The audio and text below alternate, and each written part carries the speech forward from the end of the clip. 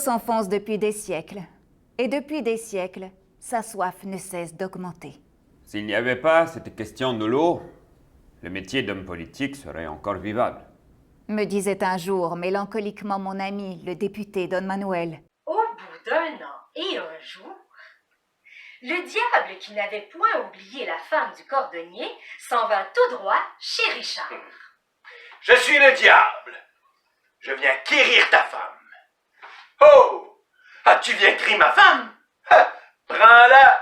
Tu me rends un fameux service, va! Elle, assise en face de lui, le contemplait d'un regard ardent et fixe, étonnée de son attention, jalouse, prête à pleurer souvent. Elle lui disait, par instant, « Tu vas te fatiguer, mon trésor. » espérant qu'il relèverait la tête et il viendrait l'embrasser. Mais il ne répondait même pas. Il n'avait pas entendu. Il n'avait pas compris. Au moins, si je ne pouvais pas dormir, je pourrais me consoler par la contemplation de ses peintures et par la lecture d'un petit volume que j'avais trouvé sur l'oreiller et qui contenait l'analyse des toiles. Je lus longtemps. Je contemplais les peintures religieusement, dévotement. Les heures s'envolèrent rapides et glorieuses et le profond minuit arriva. Le soir du 24 décembre, Jacques et Hugues décidèrent d'aller à la messe de minuit.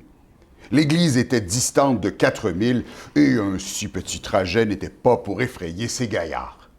Tu viens avec nous, Tom? Je ne veux pas aller à la messe de minuit.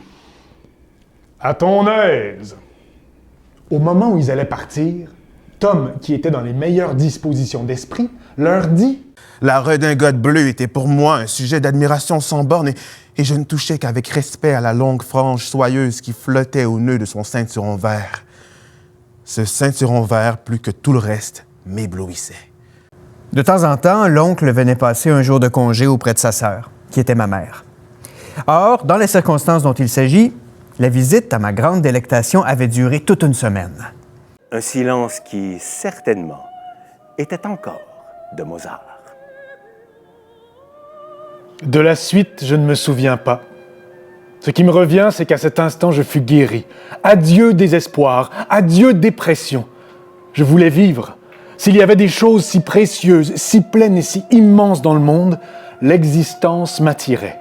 Mozart m'avait sauvé. On ne quitte pas un univers où l'on peut entendre de si belles choses.